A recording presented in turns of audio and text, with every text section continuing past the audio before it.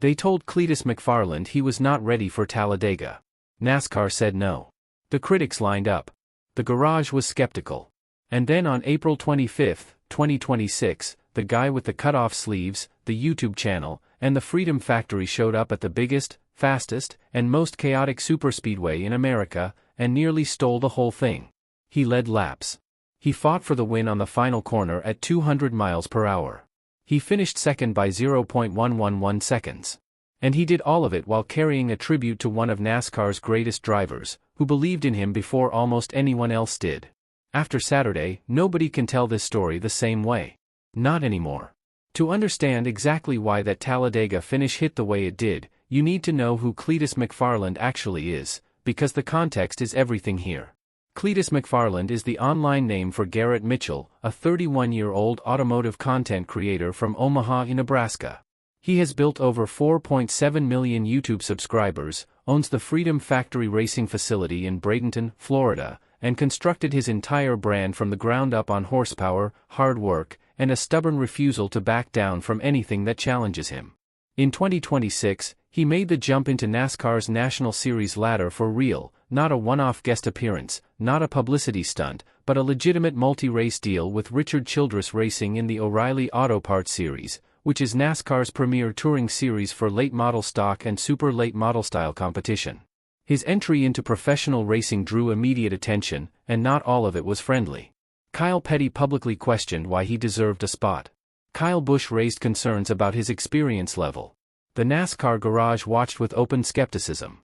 A portion of the fanbase was directly frustrated by his presence. But Cleetus McFarland did not shrink from any of that noise.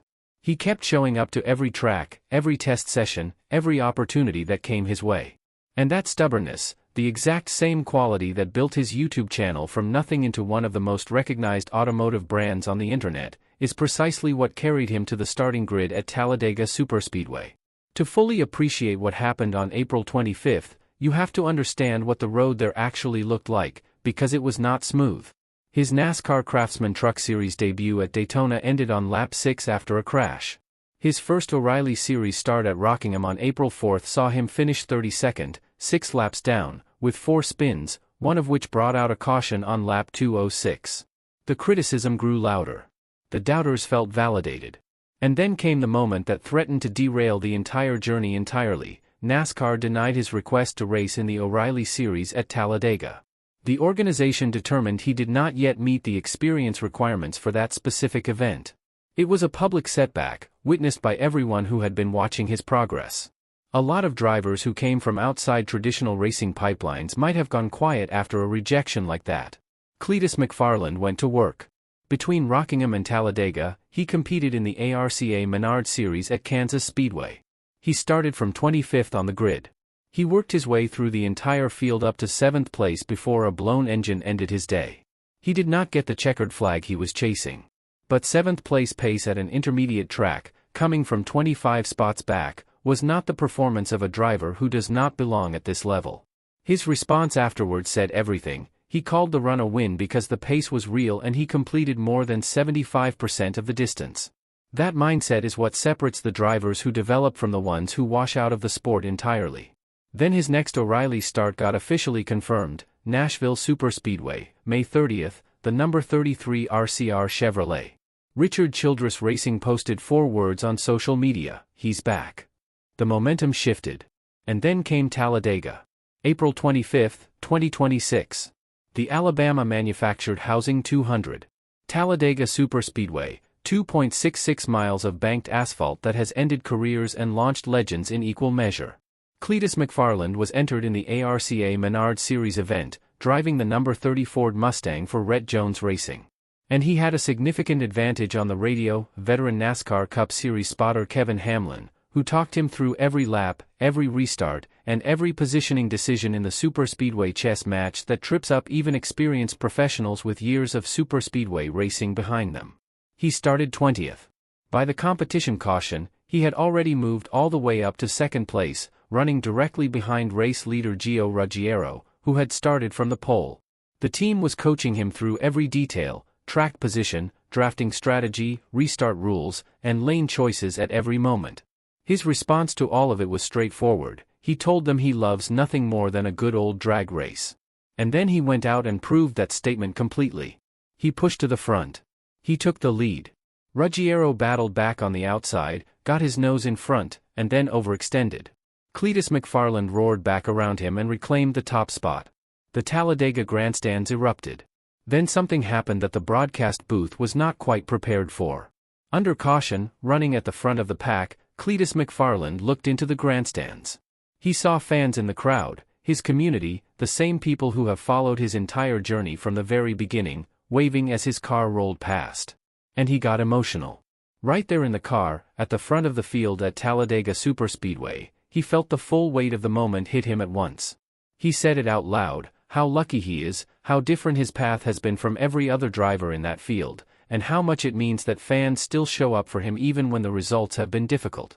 If you have followed this story from the beginning, that moment carried a specific weight. Because you already knew why he was really there. This part of the story deserves its own space. Greg Biffle, known to Cleetus McFarland and the people close to him as Biff, was a 19-time NASCAR Cup Series winner and one of NASCAR's officially recognized 75 greatest drivers of all time.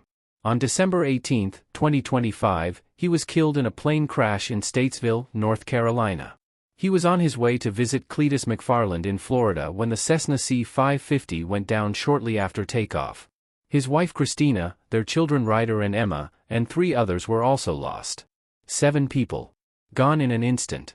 Biffle and Cleetus McFarland had become genuinely close over roughly a year and a half.